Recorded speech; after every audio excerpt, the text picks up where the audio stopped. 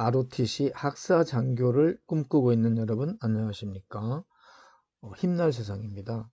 오늘 이 시간에는 언어논리 특강 세 번째로서 글의 내용을 파악하는 그런 문제를 가지고 같이 공부해 보도록 하겠습니다.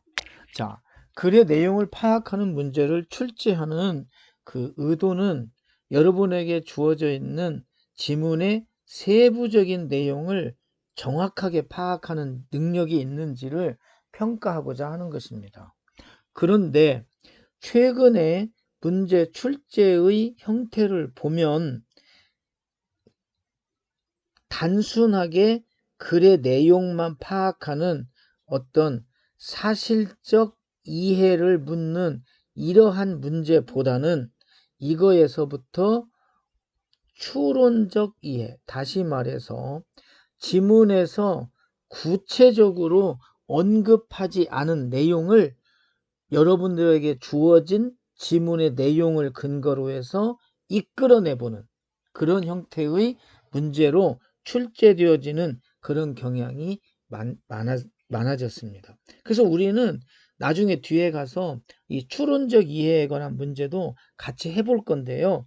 지금은 이 둘이 같이 묶어져 있기 때문에 그런 것들에 대한 내용 파악 문제가 사실적 이해도 있고 추론적 이해도 있다는 것들을 여러분들이 익혀가면서 우리는 이 글의 내용 파악 문제를 어떻게 할 것인가 이렇게 한번 생각을 해보도록 하겠습니다. 그런데 이게 앞으로 여러분들에게 전 시간에도 한번 이야기를 했습니다만은 여러분들에게 강의를 할 내용이 뭐 글의 내용 파악 문제, 글의 중심 내용을 파악하는 거, 글의 서술 방식, 문장 간의 문단 간의 관계, 글의 사례 찾기, 글쓰기의 견해, 빈칸 채우기, 뭐 글의 내용 추론하기 이렇게 구성되어질 건데 이런 것들을 내 문제를 풀기 위해서 가장 중요한 것은 지문을 얼마나 정확하게 이해하느냐 하는 것입니다.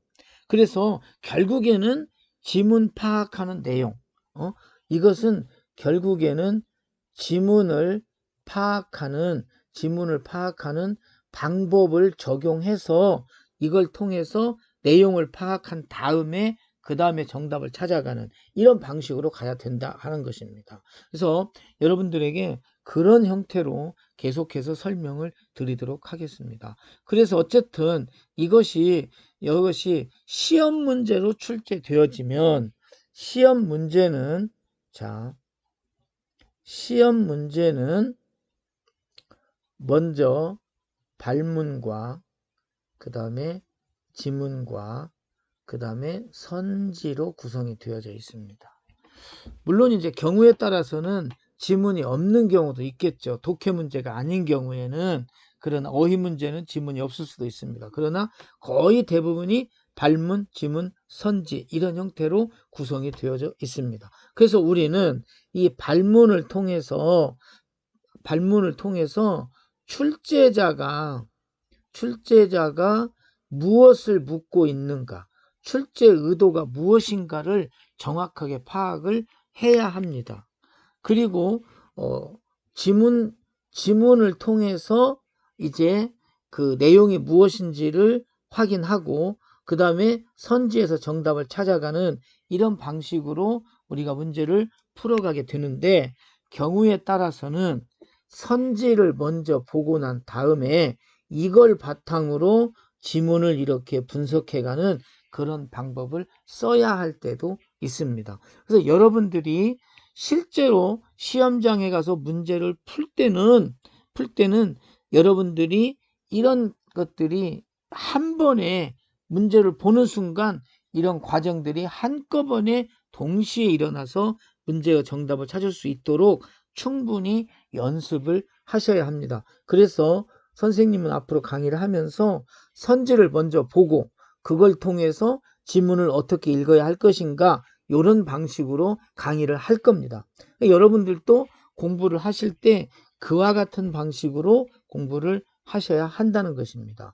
그리고 실제 시험장에서 문제를 풀 때도 선지를 재빠르게 보면서 문제를 풀어가는 그런 것에 익숙하게 될 수 있도록 여러분들이 평소에 공부를 해야 된다 하는 것입니다. 자, 그러면 내용을 파악하는 문제는 그 발문이 어떤 형태로 주어지느냐. 이거는 거기 보시는 것처럼 윗글에 대한 이해, 그 다음에 일치, 불일치, 정답을 찾을 수 있는 없는 질문, 그 다음에 내용에 부합하는 거, 뭐 이런 형태로 이렇게 제시가 되어지고 있단 말이에요. 그래서 이제 이거는 경우에 따라서는 이렇게 긍정형으로 출제가 되어질 수도 있지만 이렇게 부정형으로도 출제가 되어질 수 있습니다. 그래서 만약에 긍정형으로 출제가 되어졌던 부정형으로 출제가 되어졌던 접근해 가는 방식은 똑같은데 만약에 부정형으로 출제가 되어진다면 선택지 중에 4개는 맞는 내용이고 1개가 틀린 내용입니다. 그렇죠? 그래서 이렇게 부정형으로 문제가 출제되어진다면 오히려 선지가 지문의 내용을 가르쳐주고 있다고 봐야 돼요. 왜냐하면 4개는 맞는 내용이거든요. 그래서 선지만 읽어봐도 대충 지문이 이런 내용이겠구나 하는 것을 짐작을 할 수가 있다는 것입니다. 그러나 꼭 뭐 긍정형이 됐든 부정형이 됐든 너무 여기에만 집착을 하면 또 지문 독해가 제대로 안 되니까 여러분들이 평소에 공부할 때는 그렇게 하시고 시험장에 가서도 빠르게 뭐 지문을 선택지를 보면서 지문 내용을 짐작해 보는 거 이건 괜찮겠습니다만은 너무 그쪽에만 의존하고 그렇게 하는 것은 지양을 하는 것이 좋을 것 같아요. 자, 그래서 그러면 우리가 이제부터 문제를 보면서 한번 문제를 풀어가는 방법을 익혀보도록 하겠습니다. 자, 발문을 먼저 봐야죠. 윗글에 대한 이해를 물어보고 있는 겁니다. 그러면 이건 지문을 내가 잘 이해해야겠구나 이렇게 생각해 볼 수가 있겠죠. 그리고 이제 지문은 총 15개의 짤막짤막한 문장으로 구성되어져 있고요. 비교적 쉽게 이해할 수가 있는 그런 형태로 구성이 되어져 있습니다. 그리고 전체가 3개의 단락으로 이루어지고 있습니다. 자, 선지를 한번 볼 텐데요. 선지를 보니까 뭐 이렇게 독서, 이런 식으로 독서가 많이 나오는 걸로 봐서 이건 독서에 관한 내용이겠구나 이렇게 생각을 해보시면 좋겠습니다. 그리고 이거는 긍정형 문제이기 때문에 이 중에 1개만 맞고 4개는 틀린 내용입니다. 이해하시겠죠? 그래서 너무나 이런 경우에는 선지에 의존해서 지문 내용을 파악하려고 하지 말고 그냥 지문을 보시면서 선지가 어느 것이 정답이 되겠는가를 판단해보는 그런 식으로 답을 찾아가면 좋겠습니다. 자, 그러면은 선지도 우리가 한번 봤고요. 실제 지문을 독해해 보도록 하겠습니다. 자, 지난번 시간에 이야기했었죠. 지난번 시간에 이야기하기를 각 단락의 첫 문장과 끝 문장을 통해서 단락의 내용이 어떻게 진행되는지를 확인해 보자 이렇게 했습니다. 그래서 이건 비교적 간단하고 몇 문장이 아닌 불과 서너 문장으로 이렇게 그 단락이 구성되어 있고 문장이 짤막짤막하지만 그래도 우리는 첫 문장과 끝 문장을 중심으로 한번 읽어서 대충 그 첫 단락과 첫 문장과 끝 문장을 연결 지어가면서 그 단락의 내용이 어떻게 되겠는가 하는 것을 한번 파악해 보는 그런 방식으로 가보도록 하겠습니다. 자, 먼저 여러분 보세요. 첫 문장과 끝 문장을 연결 지어서 전체적으로 어떤 내용인가를 판단해 보고 그 다음에 이게 한 단락이 아니라 2단락, 3단락으로 되어져 있으면 첫 단락과 끝 단락을 또 연결 지어서 어떤 내용이 되겠는가를 판단해 봐야 합니다. 자, 그러면 첫 문장을 보시면 책은 벗이다 이렇게 말했죠. 책을 벗으로 비유했습니다. 그러면 여러분들이 생각해 보실 때 이 글쓴이가 왜 책을 벗이라고 표현했을까? 이렇게 생각을 해보고 그러면 이 벗이라고 하는 친구죠. 벗이라고 하는 것을 책을 벗으로 비유했기 때문에 벗의 개념이 벗이 어떤 그 성격을 띠고 있는 건지를 생각해 보면 벗이 친구라고 하니까 생각해 보십시오. 벗이 굉장히 나한테 가깝게 지내고 나한테 도움을 줄 수 있는 것이고 뭐 이렇게 생각해 볼 수 있겠죠. 자, 그렇게 생각해 볼 수 있고, 그 다음에 마지막 문장을 보면 벗이 먼 곳에서 찾아오니까 어찌 즐겁지 않겠느냐. 이런 의미로 말을 하고 있는 것입니다. 그러니까 책은 벗이고 벗이 먼 곳에서 오면 즐겁다 이런 말이죠. 그렇다면 그 말은 뭐예요? 책을 읽으면 그만큼 뭐예요? 즐거워진다. 이렇게 생각해 볼 수 있겠죠. 그러면 이 내용은 책이라는 것이 즐겁게 읽을 수 있는 것이구나. 이런 내용을 말하겠다는 것을 우리는 짐작할 수가 있겠죠. 두 번째 단락입니다. 두 번째 단락을 보시면 여러분들이 보실 때 그러나라고 하는 접속어가 나왔습니다. 지난번에 선생님이 이야기할 때 이런 접속어 이런 것을 뭐라고 얘기했냐면 표지라고 말했어요. 그쵸? 표지는 접속어이고 특히 여기서 그러나라고 하는 것은 이거는 역접의 접속어입니다. 역접의 접속어라고 하는 것은 뭐냐면 앞에 내용을 부정하는 거예요. 그러니까 이 말은 우리는 지금까지 읽었던 내용을 버리라는 거예요. 그 얘기 하지 않겠다는 거예요. 즉 앞에 내용이 무엇입니까? 책이 벗이다 하는 거예요. 즉 즐거움을 주는 것이다 이렇게 말했는데 그러나라는 말 한마디로 이건 이제 아니라는 거예요. 이해하시겠죠? 그러나 오늘 우리의 현실은 그렇지 못하다. 즉 그렇지 못하다는 말이 뭐예요? 책은 즐거움이 아니다. 독서는 즐거움이 아니다. 이런 말이에요. 그 다음에 마지막 문장은 밑줄을 그어가면서 암기하는 독서. 이거 진정한 의미의 독서가 아니다. 그러면 우리는 여기 이 진정한 의미의 독서가 못 된다고 하는 이 말을 통해서 우리는 이걸 통해서 뭘 알 수 있겠냐면 그렇다면 이제 이 이후에는 뭐가 나오겠어요? 진정한 의미의 독서가 무엇인가에 대해서 말하겠다는 것을 글쓴이는 암시하고 있는 것입니다. 그리고 앞의 내용으로 봤을 때 진정한 의미의 독서는 무슨 아까 말한 것처럼 뭐 밑줄 그어서 암기하는 그런 독서가 아니라는 거예요. 그러면 이제부터 우리는 글쓴이가 진정한 의미의 독서가 무엇인가에 대해서 말할 것입니다. 어디에서? 세 번째 단락에서. 그러면 여기까지 우리가 판단했을 때, 읽었을 때 어떤 생각이 머릿속에 들어와야 하냐면은 1단락, 2단락 이거는 중심 내용이 아니구나. 지금 3단락에서 말하고 있는 이 내용이 여기서 말하고 있는 이 진정한 의미의 독서가 될 것이기 때문에 이것이 바로 중심 내용이 되겠구나. 이렇게 판단을 할 수가 있어야 된다. 그 말이에요. 그러면 이제 여러분들이 지문의 비중이 1, 2단락이 아니라 3단락이라는 것을 우리는 알 수가 있겠고 여기에 초점을 맞추어서 읽어야겠다. 이렇게 판단을 하실 수가 있단 말이에요. 그런 식으로 우리는 이 독서를 해야 되고 잘못 말씀드렸습니다. 그런 식으로 우리는 지문을 읽어가야 하는 것입니다.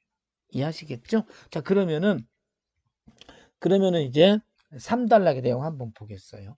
독서는 그렇죠. 이 독서라는 것이 뭐겠습니까? 여기서 말하고 있는 진정한 의미의 독서예요. 진정한 의미의 독서는 뭐냐면 모름지기 자신을 열어야 돼요. 그리고 자신을 확장해야 돼요. 세 번째, 자신을 뛰어넘는 비약적인 것이 되어야 합니다. 이게 진정한 의미가 되는 거예요. 아시겠죠? 이렇게 자신을 열고 자신을 확장하고 자신을 뛰어넘는 그런 비약을 할 수 있는 그런 독서를 해야 되는 것이 되는데 여기 나오죠? 그렇게 함으로써 이게 하나의 표지예요. 자, 이 표지가 뭡니까? 그렇게 함으로써라는 말은 뭐예요? 1, 2, 3 알겠죠? 1번, 2번, 3번 이걸 해서 최종적으로 어떤 게 가져와야 되냐면 자기 자신의 처지와 우리 시대의 문맥 이것을 뭐예요? 깨달을 수가 있어야 한다는 겁니다. 그러니까 글쓴이가 이야기하는 최종적인 생각은 뭐예요? 바로 이 15번째 문장, 이것이 핵심 문장이에요. 뭐예요? 독서를 통해서 뭘 알아야 됩니까? 자기 자신의 처지를 알아야 돼요. 그리고 우리 시대의 문맥을 깨달아야 하는 것입니다. 여기에 초점이 있는 거예요. 이해하시겠죠? 그러면 우리는 거의 이제 사실은 여러분들이 평소에 지문을 분석하고 지문을 독해하는 연습을 많이 하고 또 문제 풀이하는 그런 연습을 굉장히 많이 했다면 이것만 읽어도 비중이 여기에 모여 있고 중심 내용이 이거구나. 독서를 통해서 자기 자신을 깨닫고 우리 시대를 알게 되는 것이구나. 이렇게 판단을 하고 이걸 통해서 우리는 정답을 찾을 수가 있어야 된다는 것입니다. 실제 시험장에서는 거의 이렇게 해서 답을 찾아야 돼요. 자, 그런데 오늘은 연습이니까 지문 내용을 전체를 한번 확인하면서 정말 우리가 생각했던 것들이 제대로 잘 맞아갔는지 왜 그렇게 되었는지 이런 것들을 확인해 보도록 하겠습니다. 자, 첫 번째 문단을 보겠습니다. 책은 벗입니다. 아까 이야기했죠. 그리고 마지막 문제 벗이 먼 곳에서 찾아오니까 즐겁다 이런 뜻이라고 했는데요. 자, 책이 벗이래요. 어떤 벗이냐면 먼 곳에서 찾아온 반가운 벗입니다. 1문장과 2문장 중에서 둘 중에 하나를 버리라면 여러분은 어떤 걸 버리겠어요?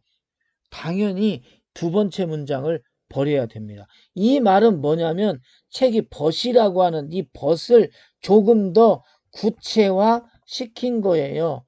그래서 일반적으로 중심 내용은 구체적인 것보다는 일반적인 거. 아시겠죠? 이런 게 중심 내용이에요. 그러니까 여기서 둘 중에 하나를 버리라고 하면 얘를 버리고 얘를 취해야 돼요. 책의 벗이래요. 어떤 벗이냐면 먼 곳에서 찾아온 벗입니다. 배움과 벗에 관한 이야기는 논어의 첫 구절에도 있는데 어떤 겁니까? 때때로 배우고 익히니 즐겁다. 벗이 먼 곳에서 찾아오니까 즐겁다. 이런 뜻이래요. 그러면 중심 내용은 뭡니까? 책은 벗이다 하는 것이 중심 내용이 되겠어요. 그럼 여러분들 아까 앞에서도 말했지만 벗이라고 하는 거 나와 친분 관계가 있고 내가 즐겁게 지낼 수 있고 이건 벗이라고 생각할 수 있겠죠.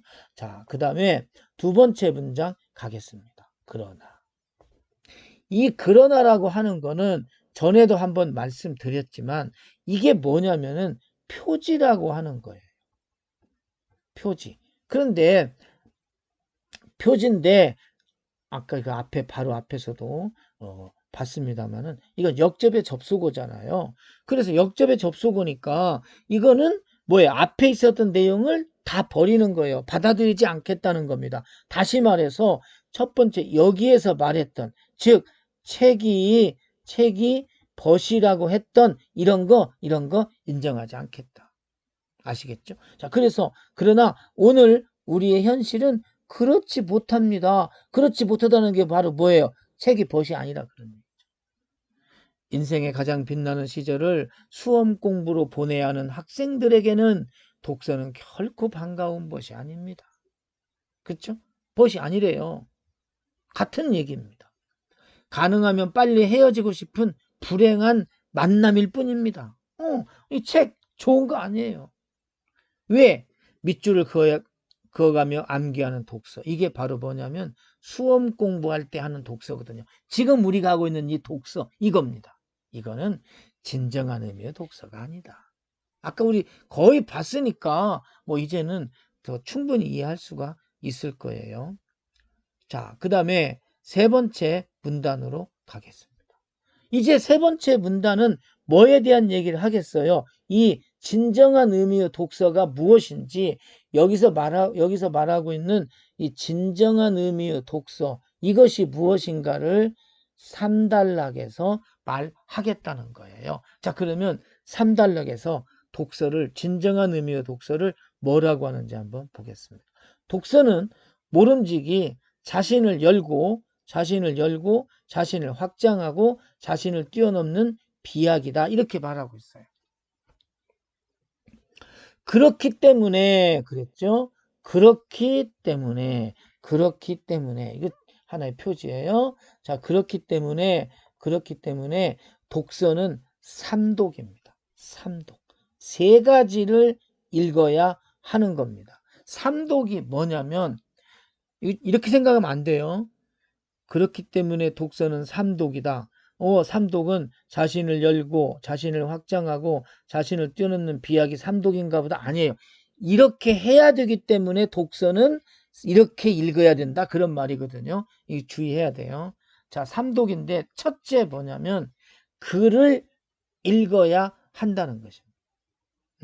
첫째 무엇을 읽어요? 글을 읽는 거. 이게 첫 번째예요.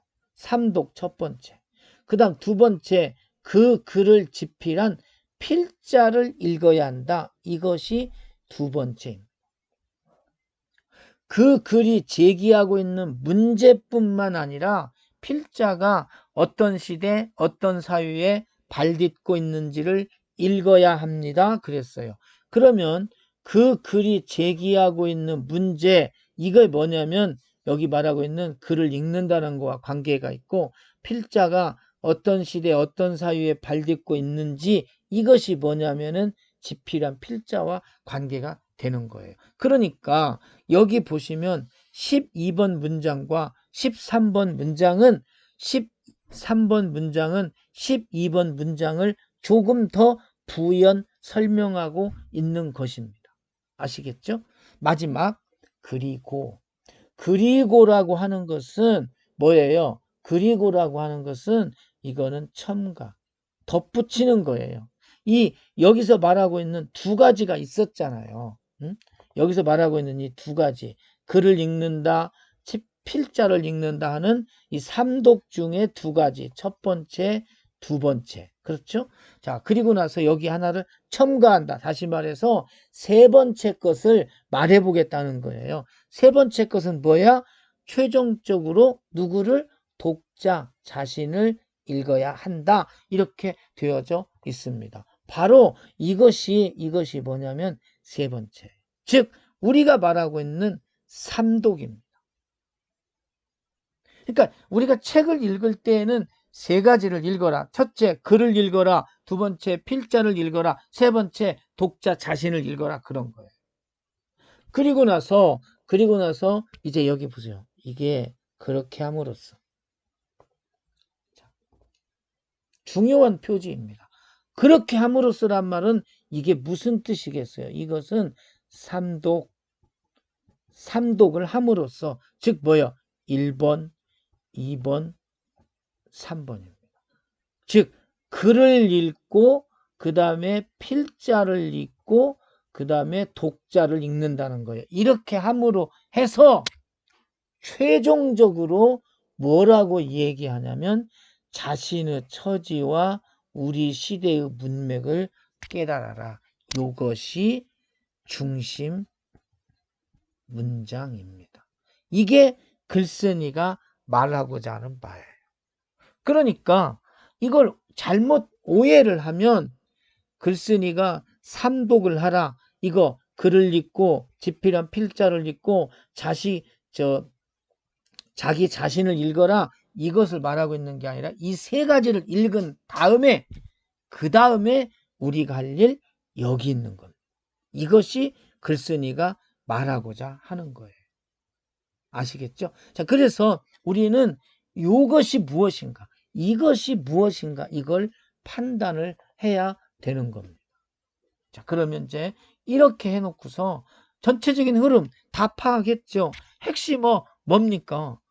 독서입니다. 독서를 어떻게 할 것인가 하는 내용이고, 글쓴이의 주장, 우리는 이거 다 글 읽으면서 확인을 했습니다. 자, 그러면 문제를 한번 풀어볼게요. 자, 독서는 타인의 경험이나 생각, 여기서 말하는 타인이 누구예요? 여기서 말하는 타인이 누굽니까? 필자예요. 그렇죠? 글쓴이의 내용을 읽어가지고 경험이나 생각 이런 것 등을 읽어서 자기화하는 과정이래요. 자기 것으로 만드는 거예요. 그러니까 이건 뭐냐면 아까 말했죠. 삼독을 통해서 뭐예요? 아까 여기 나왔죠? 자신의 처지, 그리고 자신이 살고 있는 시대의 문맥을 깨달으라, 그런 얘기거든요. 그러니까 이렇게 해서 내 것으로 만들어야 된다는 얘기예요. 이걸 글쓴이는 뭐라고 표현했냐면 자기화라고 표현한 겁니다. 정답이라는 걸 알 수가 있죠. 자, 여기에서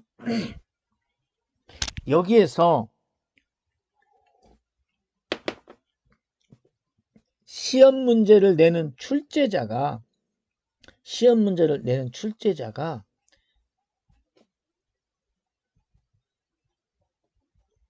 선택지를 구성하는 수법, 방법, 뭐 이런 거에 대해서 한번 생각을 해보겠습니다. 글쓴이는 이렇게 하지 않았어요. 자, 책을 읽어서 자신의 처지와 우리 시대의 문맥을 깨달아야 한다, 이렇게 써버리면 이걸 갖다가 이 선택지에다 그대로 왔다면 이건 그냥 바로 숨은 그림 찾기가 돼버리는 거죠. 너무 쉽죠. 그러니까 이렇게는 못하겠다는 겁니다. 그래서 글쓴이는 여기 있는 이 15번째 마지막 문장을 가져다가 자기화하는 과정이라고 바꿔버렸습니다. 이렇게 이 내용을 이렇게 바꿔놨어요. 즉 무슨 소리냐면은 변화를 주었다는 거예요. 이렇게 만들어 버림으로 해서 우리 눈에 바로 들어오지 않아요. 즉 자기화라고 하는 이 말이 지문에 어디에 있고 없단 말이에요. 그러니까 이거는 한참을 생각을 해야 돼요. 그래서 이와 같은 식으로 출제자는 지문의 내용을 변형을 해 가지고 답지를 구성하는 것입니다. 그러면 어려워지는 것이고 이렇게 되면 추론 문제가 돼버리는 거예요. 그래서 출제자는 이렇게 선택지를 만들 때 그냥 글의 내용 파악 문제를 물어보는 것처럼 이 글의 내용으로 올바르게 이해한 것은 이렇게 발문을 써놓고 선택지는 추론적인 형태의 선택지를 가져다 넣어버린다, 그런 말이에요.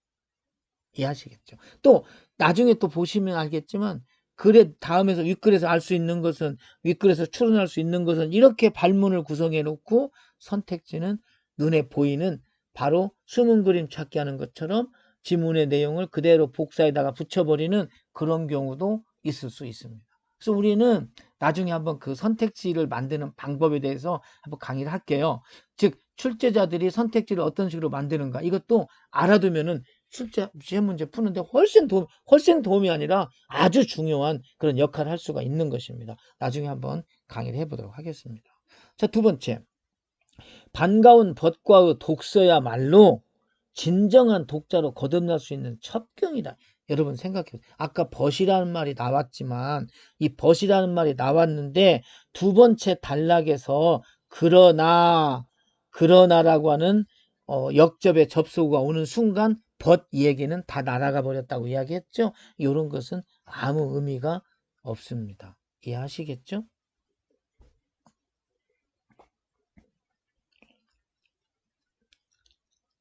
이것은 뭐 해답이 될 수가 없는 것이죠. 전혀 다른 얘기입니다. 첩경이란 말이 무슨 뜻입니까? 첩경은 지름길이라고 하는 말이에요. 그리고 갑자기 눈에 보여서 여러분에게 말씀드리는 거예요. 요건데요. 잠깐 설명할게요. 이게 원래는 이게 야말로가 아니고 이야말로.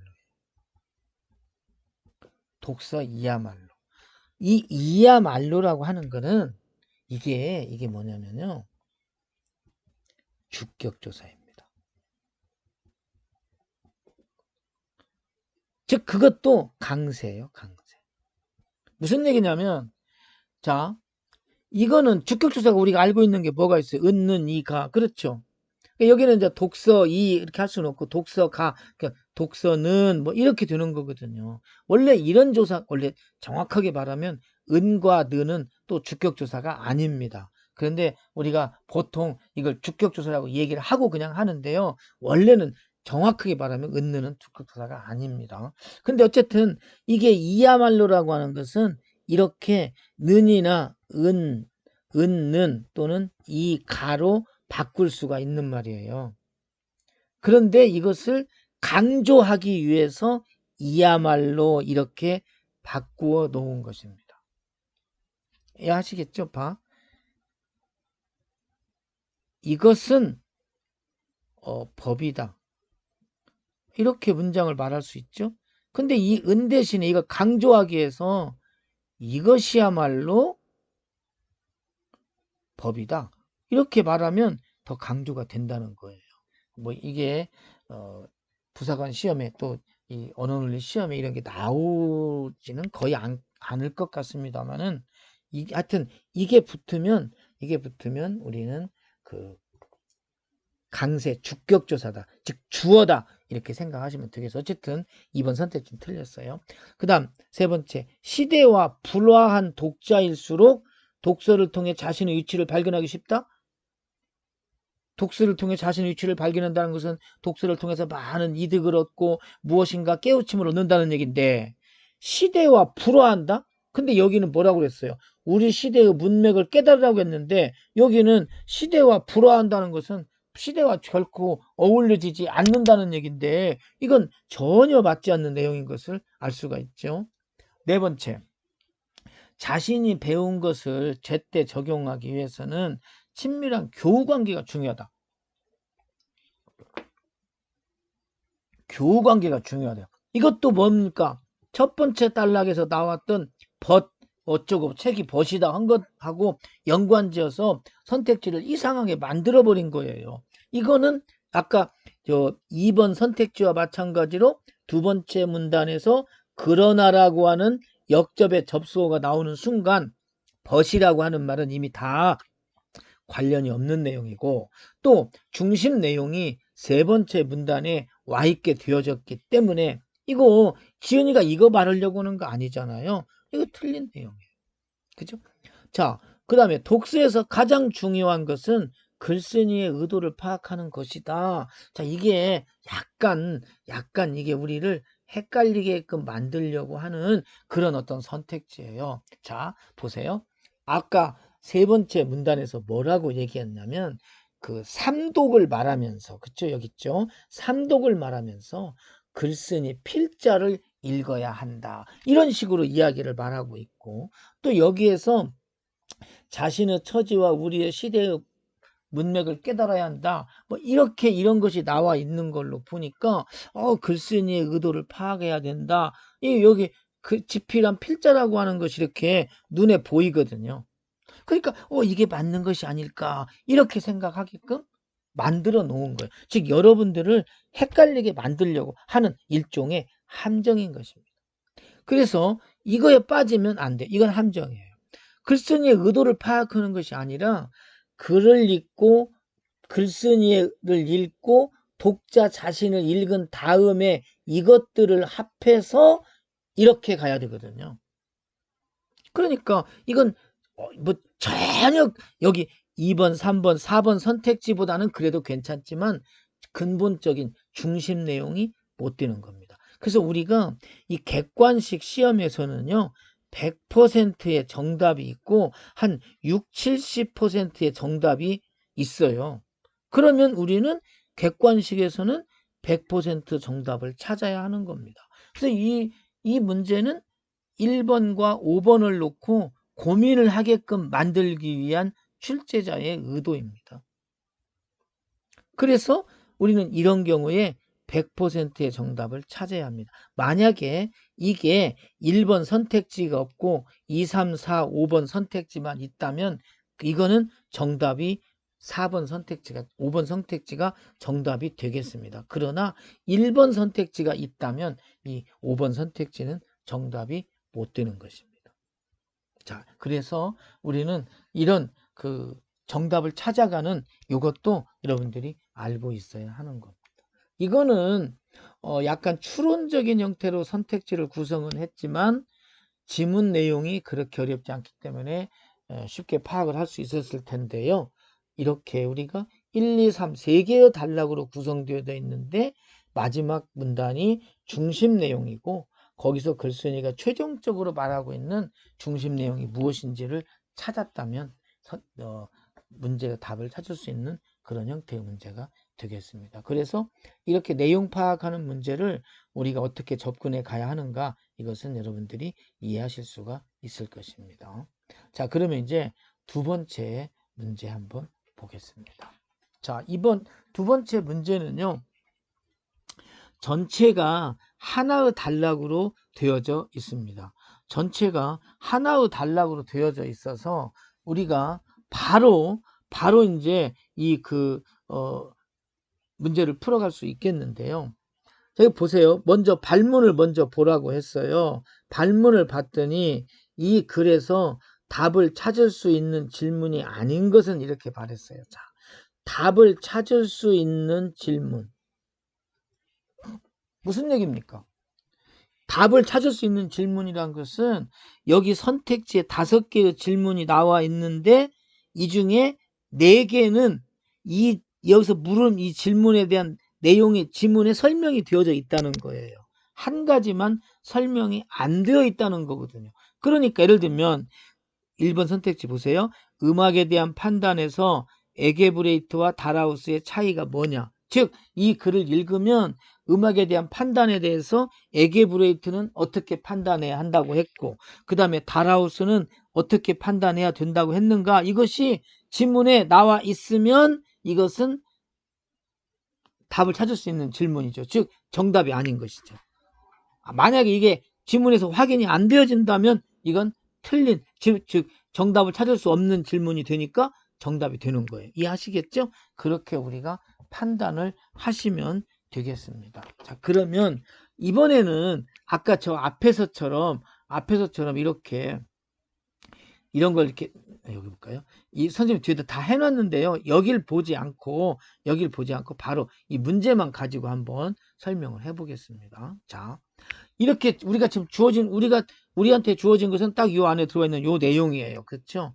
요 내용입니다. 이 내용만 가지고 우리가 문제를 풀어가도록 해보겠습니다. 자, 이렇게 되었을 때 우리가 발문 봤죠? 아, 답을 찾을 수 없는 질문이라고. 그러면 질문이 5개 나오겠는데 그 중에서 4개의 질문에 대한 것은 저 지문에 설명이 되어 있을 것이고 하나만 설명이 안 돼 있겠네, 이런 얘기예요. 자, 그리고 이건 여기 보니까 부정형이군. 부정형이란 말은 4개의 질문에 대한 답은 있고 하나의 질문에 대한 답만 없겠네, 이런 내용이에요. 그래서 여러분들이 여기에서 이 문제를 읽어가는 초점은 뭐냐면 오로지 이 질문에 대한, 선지에 나와 있는 이 질문에 대한 답을 찾을 수 있나 없나만 보시면 돼요.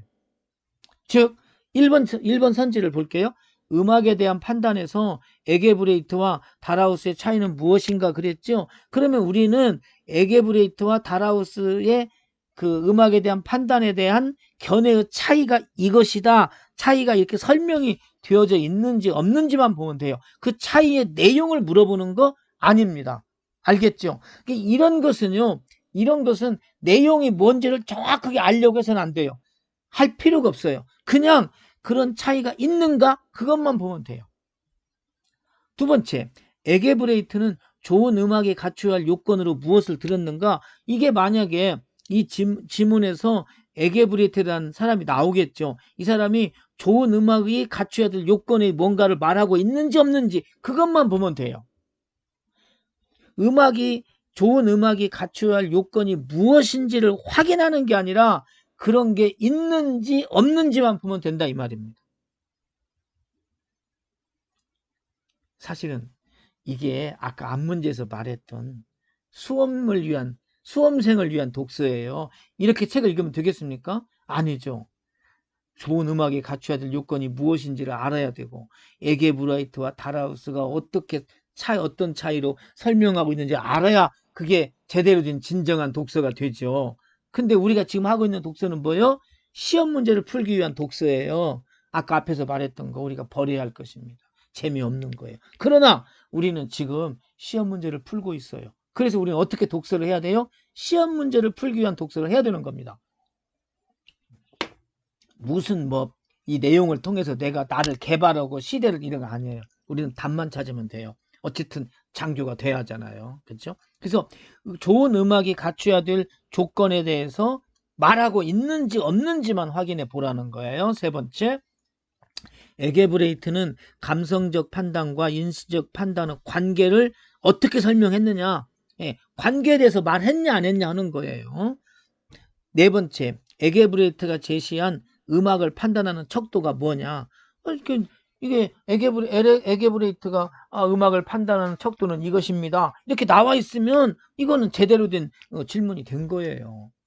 다섯 번째, 달하우스는 주관적 판단과 객관적 판단 중 어느 쪽을 중시해야 한다고 보았겠느냐. 여러분들이 글을 읽었더니 주관적 판단을 중시해야 된다고 하겠네, 아니면 객관적 판단을 중시해야 된다고 하겠네, 그런 내용을 여러분이 알 수 있으면 이건 질문에 대한 답이 있는 거예요. 이해하시겠죠? 자, 그렇게 우리는 접근을 해 가보도록 하겠습니다. 자, 그러면 이제 우리가 앞에서도 했지만 첫 문장과 마지막 문장을 한번 연결 지어 볼게요. 첫 문장 딱 보니까 어떤 음악이 좋은 것이고 어떤 음악이 나쁜 것일까? 좋은 음악과 나쁜 음악에 대해서 말하려고 하는가 보네. 이해하시겠죠? 자, 그리고 지금 이 문제는 여러분에게 이것의 내용을 파악하라는 것이 아닙니다. 그렇죠? 내용이 뭔지 알 필요가 없어요. 이런 것들이 지문에 제시되어 있냐 아니냐만 물어보기 때문에 이 내용이 무엇인가 판단하려고 하지 마세요. 그냥 그런 내용이 있나 없나를 판단해 봐야 돼요. 그럼 첫 번째 문장은 어떤 음악이 좋은 것이고 어떤 음악이 나쁜 것일까? 선지 보니까 좋은 음악이 갖춰야 될 요건이 뭘까? 은근 이것이 있을 것처럼 생각되어지죠? 자, 어떤 게 좋은 것이고 어떤 게 나쁜 것일까? 이러한 문제와 관련하여, 자, 여기 이러한 문제와 관련하여, 표지입니다. 선생님이 앞으로 계속해서 강의할 때 분홍색으로 이렇게 칠하는 거는 다 표지입니다. 그러니까 이러한 문제와 관련하여는 어떤 음악이 좋은 음악이고 어떤 음악이 나쁜 음악인가에 관련하여 음악자인 에게브레이트는 음악을 판단하거나 평가할 때 감성적 판단과 인식적 판단이라는 두 가지 척도가 있다고 봤다. 자, 두 가지 척도가 있대요. 이러한 문제가 뭐예요? 좋은 음악, 나쁜 음악. 이걸 판단할 때 두 가지 척도가 있다. 그 척도는 이것과 이것이다. 그렇게 말했죠. 그러면 우리는 뭐요? 여러분 보세요. 에게브레이트가 제시한 음악을 판단하는 척도가 무엇인가에 대한 답이 여기 나와 있죠. 그러니까 이것은 무조건 정답이 아닙니다. 여기 나와 있어요. 우리가 이 두 가지 척도가 감성적 판단, 인식적 판단이라는 거 몰라도 돼요. 그냥 두 가지 척도가 있다고 척도가 나와 있기 때문에 이건 4번은 무조건 정답이 못 되는 겁니다. 설명은 되어 있으니까요. 자, 그가 누구예요? 에게브레이트입니다. 에게브레이트는 감성적 판단이 좋다, 나쁘다 등과 같은 감성적 차원의 언어를 통해 표현될 수 있다고 보았다. 같은 얘기죠. 계속해서 같은 이야기를 하고 있습니다. 자, 인식적 판단은 감성적 판단에 대한 근거를 설명하는 것이다. 감성적 판단을 이론적으로 해명하는 것이다. 이렇게 말했어요. 그러면 여기 보세요. 에게브레이트는 감성적 판단과 인식적 판단의 관계를 어떻게 봤습니까? 여기 나왔죠. 인식적 판단이라는 것은 감성적 판단에 대한 근거를 설명하는 것이다. 여기 답이 나와 있죠. 이렇게. 그러니까 이것은 틀렸어요. 즉 답을 찾을 수 있는 질문이에요. 정답이 못 된다는 것입니다. 그 다음에 에게브레이트는 음악을 들을 때 감성적인 판단과 인식적인 판단의 비중은 사람에 따라 서로 다르게 나타날 수 있대요. 예를 들어서 인식적 판단은 문외한에게 거의 활용되지 않지만 어느 정도 훈련된 경우에는 인식적 판단과 감성적 판단이 서로 영향을 미칠 수 있다는 것이다. 그런데 그는 인식적 판단보다 감성적 판단이 근본적인 의의를 차지한다고 보았다. 여기까지는 이 내용 파악을 할 필요가 없는 거예요. 그렇죠? 이것은 지금 남아있는 선지가 3개 남았는데 1번, 2번, 5번의 선지하고는 아무런 영향이 없는 것입니다. 그래서 이건 별 의미가 없어요. 구체적으로 자세하게 읽을 이유가 전혀 없는 것입니다. 자, 그 다음 보세요. 음악을 판단하거나 평가하는 것과 관련하여 에게브레이트가 아까 말했죠. 감성적 판단, 인식적 판단. 여기에 관점을 기울인 반면에 누가 나와요? 달하우스가 나오네요. 자, 이제 여기 달하우스가 나옵니다. 그러면 이제 우리는 아까 에게브레이트 얘기 나왔고 달하우스 얘기가 나오니까 이걸 통해서 우리는 1번 선택지와 5번 선택지와 관련이 있겠죠? 달하우스는 어디다 관심을 줬어요? 주관과 객관의 문제에 관심을 기울였대요. 자, 에게브레이트가 감성적 판단과 인식적 판단에 초점을 맞추고 관심을 가졌다면 달하우스는 뭐예요? 주관과 객관의 문제에 관심을 가졌대요. 그러면 음악에 대한 판단에서 에게브레이트와 달하우스의 차이가 나와 있습니까? 나와 있죠. 그러니까 이것도 정답이 못 돼요. 이해하시겠죠? 자, 그 다음에 그가 누구예요? 달하우스입니다. 그렇죠? 그는 미적 판단은 주관적일 수밖에 없어서 객관적 검증이 필요 없다는 통설적 미학의 견해의 이의를 제기하였다 그랬죠. 그 사람은 잘 보세요. 그가 누구예요? 달하우스입니다. 그렇죠? 이 사람이 뭐 했어요? 이의를 제기했습니다. 맞죠? 달하우스가 이의를 제기했어요. 아니라고 이 말이 뭔가 잘못됐다고 했단 말이에요. 뭐에 대한 이의를 제기했냐면 미적 판단은 주관적일 수밖에 없기 때문에 객관적 검증이 필요 없다는 통설적 미학의 견해. 이것이 문제가 있다고 했단 말이에요. 이것이 문제가 있대요. 그 말은 뭐예요?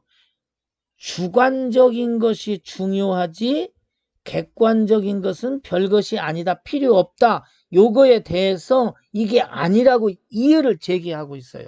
그렇다면 달하우스는 초점을 어디에다 맞추고 있겠습니까? 그렇죠. 객관 쪽에 초점을 맞추고 있는 것입니다. 여기에다가. 주관적일 수밖에 없기 때문에 객관적 검증이 필요 없다고 말하는 그 사람들에 대해서 아니라고 잘못되었다고 말하고 있으니까 달하우스는 뭘 말했겠어요? 당연히 객관의 초점을 맞췄겠죠. 그 말 이해하시겠어요? 잘 판단해 보셔야 돼요. 잘 판단해 보셔야 돼요. 자, 여기 잠깐 좀 지워놓고요. 자, 잘 판단해 보셔야 돼요. 이 사람은 아까 말했죠. 주관과 객관의 문제에 관심을 기울였는데 사람들이 미적 판단이라는 게 다 이게 주관적인 거잖아. 그러니까 객관적인 거 필요 없어. 이렇게 주장하는 그런 사람들에게 이의를 제기했으니까 달하우스는 당연히 객관 쪽에 초점을 맞췄다는 걸 알 수가 있겠죠. 자, 마지막. 그러한 견해를 지닌 사람들. 자, 그러한 견해를 지닌 사람들은 어떤 사람들입니까? 주관 쪽에 초점을 맞춘 사람들이에요. 그렇죠. 이 사람들은 다수가 취한 쪽, 즉 집단에 의한 판단을 몰 개성적으로 따르는 것에 불과하대요. 몰 개성적이란 말은 뭐냐면 몰, 이게 한자로 쓰면 더 어려울까요? 몰 개성적이라고 이렇게 하는데요. 이 몰이란 것은 없다는 말이에요. 개성이 없다 사람이. 그런 거예요. 그러니까 결국 이 이야기는 달하우스가 주관적인 게 중요하다고 하는 것에 대해서 이의를 제기했고 주관적이 중요하다고 하는 사람들은 이건 잘못된 것이다 이렇게 말하고 있는 거거든요. 자, 이렇게 놓고 보면 이제 지문의 내용을 전부 다 이해했어요. 자, 그러면 여러분 생각해 보세요. 에게브레이트가 좋은 음악이 갖춰야 할 요건이 무엇인지 설명했습니까? 안 했죠.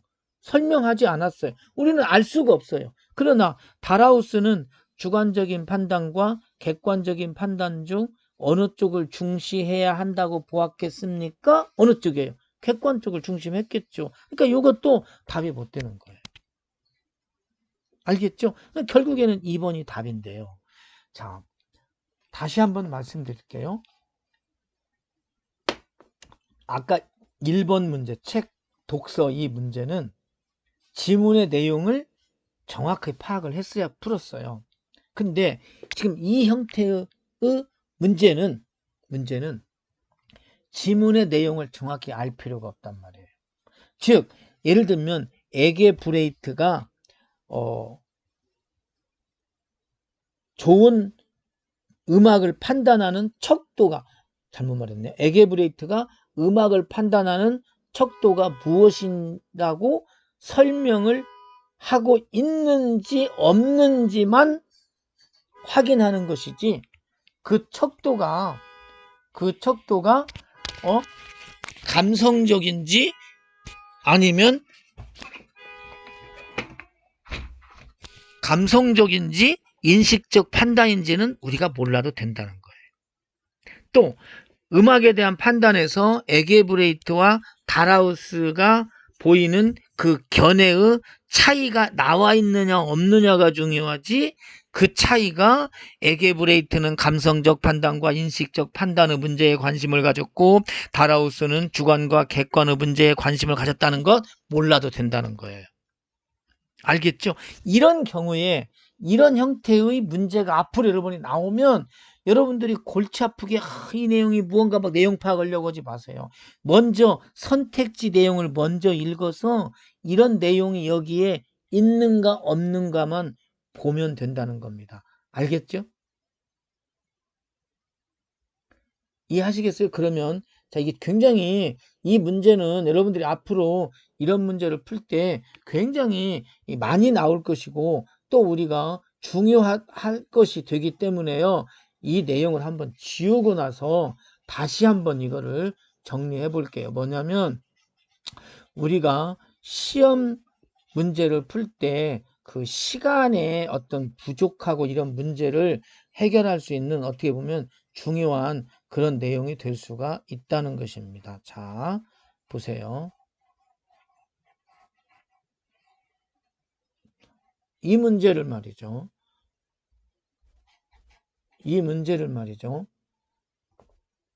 이제 이렇게 한번 해볼게요. 문제를 딱 보니까 답을 찾을 수 있는 질문이 아닌 것이 뭐냐고? 그러면 이거 내가 그때 해봤어. 이건 내용 파악이 중요한 게 아니야. 그런 내용이 무엇인가를 파악하는 게 아니고 그런 내용이 있는지 없는지를 판단해야 돼. 그렇다면 나는 지문의 내용을 읽기 전에 선지가 어떤 선지로 구성되어 있는가를 먼저 파악을 해야 돼. 이렇게 판단하는 거예요. 그래서 선지를 먼저 보는 겁니다. 봤더니 음악에 대한 판단에서 에게브레이트와 달라우스의 그 음악에 대한 판단의 차이가 뭐냐 이렇게 물어보고 있잖아요. 그러면 우리는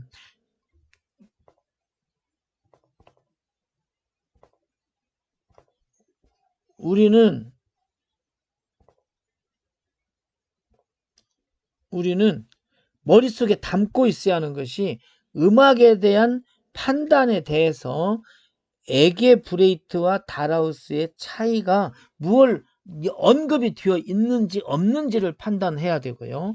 두 번째로는 에게브레이트가 좋은 음악이 갖춰야 할 요건에 대해서 말했는지 안 했는지 아시겠죠? 세 번째, 감성적 판단과 인식적 판단의 관계를 말하고 있는지 없는지.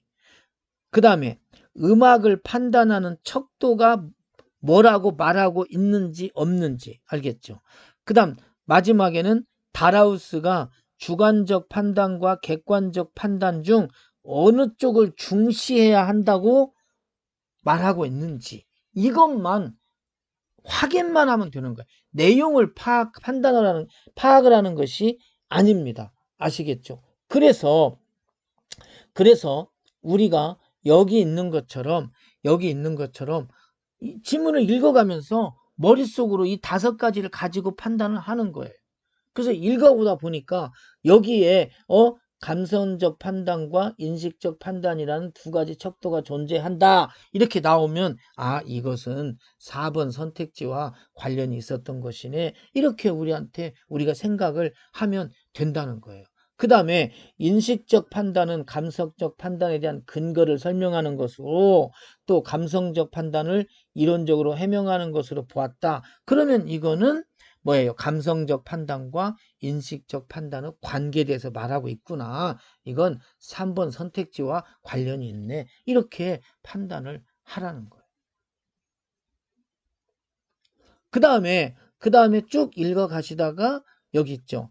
에게브레이트가 감성적 판단과 인식적 판단 문제에 관심을 기울인 반면 다라우스는 주관과 객관의 문제에 관심을 기울였다. 그러면 이거는 1번 선택지 두 사람의 차이를 말하고 있구나. 이렇게 확인을 해가면 되는 거죠. 그 다음에 마지막에 가서 그는 미적 판단은 주관적일 수밖에 없어서 객관적 검증이 필요 없다는 통설적 미학의 견해에 이의를 제기하였다.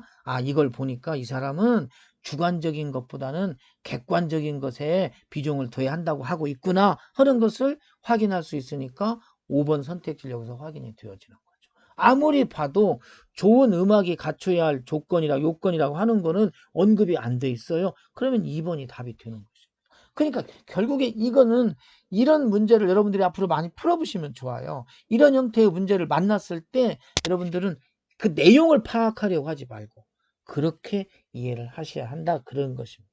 즉 이게 수능 시험 문제 같은 경우에는 이 문제 하나만 나오는 게 아니고 덤으로 딸려서 다른 문제가 나오기 때문에 이 내용을 전부 다 파악을 해야 돼요. 근데 우리는 그게 아니고 이 지문 하나에 딱 이 문제 하나만 나와 있기 때문에 이 내용을 파악할 필요가 없는 거예요. 에게브레이트가 음악을 판단하는 척도가 감성적 판단과 인식적 판단인지 아닌지는 중요하지가 않다는 거예요.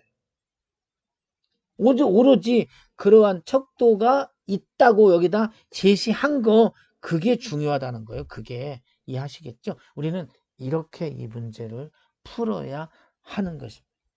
절대 여기에서 이 내용을 전부 다 파악하려고 하는 그런 생각을 가져서는 안 된다 하는 것입니다. 아시겠죠? 자, 그 다음에 그냥 여기가 나와 있기 때문에 한 번만 더 설명을 해 볼게요. 자, 지금 이 문제입니다. 이 9번째 이 문장인데요. 이 문장을 잘못 오해하면은 이게 판단을 흐리게 해버릴 수가 있어요. 무슨 얘기냐면 그가 누굽니까? 달하우스죠.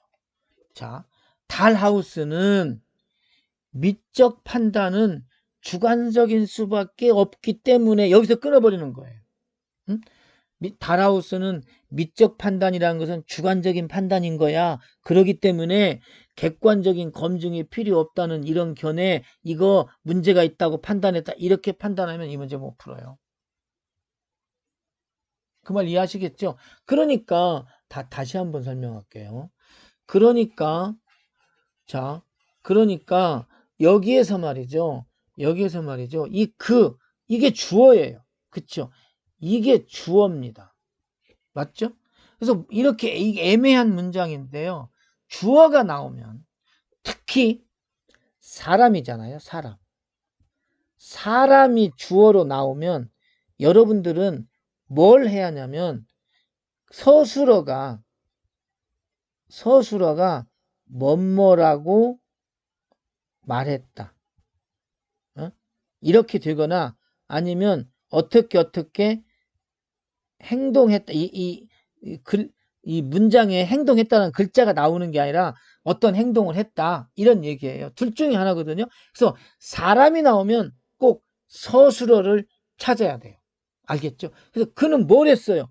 제기를 했어요. 뭘 제기했습니까? 이의를 제기했어요. 알겠습니까? 그럼 나머지 이 부분은 뭐예요? 이건 필요가 없는 내용이에요. 즉 달하우스가 이의를 제기했어요. 어떤 이유를 제기했습니까? 여기서부터 여기까지 이유를 제기한 거예요. 이거를 만약에 이렇게 읽지 않고 여기를 끊어서 읽어야 한다면 글쓰기는 여기다가 쉼표를 놓았을 거예요.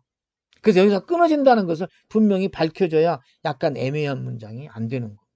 그래서 이것은 여러분들이 알고 있어야 됩니다. 알고 있어야 돼요. 그는 사람이 주어로 나오면 서술어를 한 장 먼저 보는 게 이해하기가 쉬워요. 그는 이의를 제기했습니다. 그렇죠? 어떤 이의를 제기했습니까? 이런 이의를 제기했다는 거예요. 그래서 이렇게 우리는 사람이 나오면 항상 서술을 먼저 봐라. 예를 들면 여기 그는 에게브레이트죠. 그는 사람이 나왔죠. 그럼 서술어를 봐야 돼요. 그는 어떻게 했어요? 뭐뭐라고 말했다? 어떤 행동을 했다. 사람이 나오면 어떻게 했는가? 어떤 말을 했는가? 이걸 먼저 떠올리세요. 그러면 그는 어떤 말을 했는가? 어떻게 했는가? 그는 뭐예요? 어떻게 했습니까? 보았대요. 뭘 봤어요? 앞에 있는 이런 거. 이걸 봤다는 거죠. 감상적 판단이 감성적 차원의 언어를 통해 표현될 수 있다고 그걸 보았다는 거예요. 아시겠죠? 그래서 항상 우리가 사람이 주어로 나오면 머릿속에서 먼저 생각하세요. 사람이 나왔네? 어떤 말을 했을까? 어떤 행동을 했을까? 이거예요. 그리고 나서 이해를 하면 그 문장 이해하는데 훨씬 쉽다는 거예요. 그래서 그렇게 해야만이 이 9번째 문장도 우리가 잘못 읽어서 판단을 잘못하는, 그래서 정답을 찾아가지 못하는 그런 실수를 할 수가 있다는 것입니다. 이해하시겠죠? 자, 그래서 아까 여기 이제 선생님 이건 좀 이렇게 문제를 풀었는데 여기 보시면 앞에서 했던 것처럼 다 그렇게 문제를 풀으라고 했어요. 근데 여러분들은 이 문제를 다시 공부하실 때 금방 선생님이 한 것처럼 순전히 답을 찾기 위한 그렇게만 문제를 풀면 안 됩니다. 왜? 여러분들이 지문의 내용을 파악하는 그런 연습도 많이 해두셔야 하기 때문에 그렇습니다. 특히 이렇게 선택지를 통해서 에게브레이트, 달하우스, 즉 두 사람이 등장을 하게 되면 항상 우리는 이 두 사람이 등장하면 이 사람이 갖고 있는 어떤 견해나 생각이나 뭐 태도나 뭐 이런 게 있을 거 아니에요. 두 사람이 나오니까 이런 견해나 생각이나 태도 이런 게 나왔을 때 우리는 어떻게 하냐면 이것에 두 사람의 견해, 생각, 내용이 무엇인가 그 내용을 파악을 해야 되고 그 다음에 그 내용의 공통점 그리고 차이점 이게 무엇인가를 꼭 파악을 하는 연습을 많이 하셔야 됩니다. 그러니까 여기 있는 이 지문도 여러분들이 공부하실 때 금방 선생님은 일부러 문제풀이를 위한 독해를 했어요. 아시겠죠? 문제풀이를 위한 독해를 했습니다. 왜? 이런 형태의 문제는 꼭 그렇게 풀어야 하기 때문에 그래요. 근데 여러분들은 그렇게 하지 말고 각각의 내용을 전부 다 파악을 하면서 이렇게 정리를 하는 것이 좋아요. 그런 말 이해하시겠죠? 자, 그래서 이런 형태도 보면은 그 문단이 그렇게 구성이 되어져 있는 것을 볼 수가 있어요. 예를 들면 1번 문제. 좋은 음악. 그렇죠? 좋은 음악과 나쁜 음악. 그걸 어떻게 구분할까? 이렇게 해놓고 나서 여기에 대해서 2번부터 시작을 해가지고 몇 번 문장까지 이 얘기를 하고 있냐면 7번 문장까지. 그쵸? 요것은 에게브레이트예요. 에게브레이트의 견해예요. 맞죠? 그 다음에는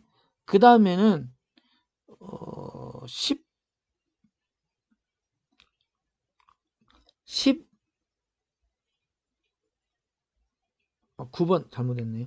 9번 문장, 10번 문장은 달하우스의 견해예요.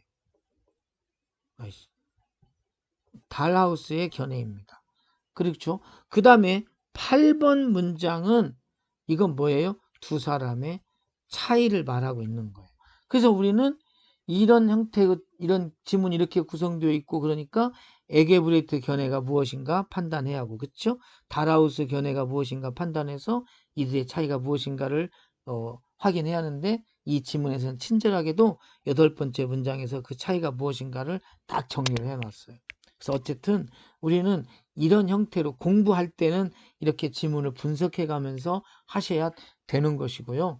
그러나 다시 한번 말씀드릴게요. 이런 형태의 문제, 즉 질문에 대한 답이 지문에 나와 있냐 아니냐를 묻는 이런 형태의 문제만 나오면 이 내용을 구체적으로 확인하려고 하지 말라는 것입니다.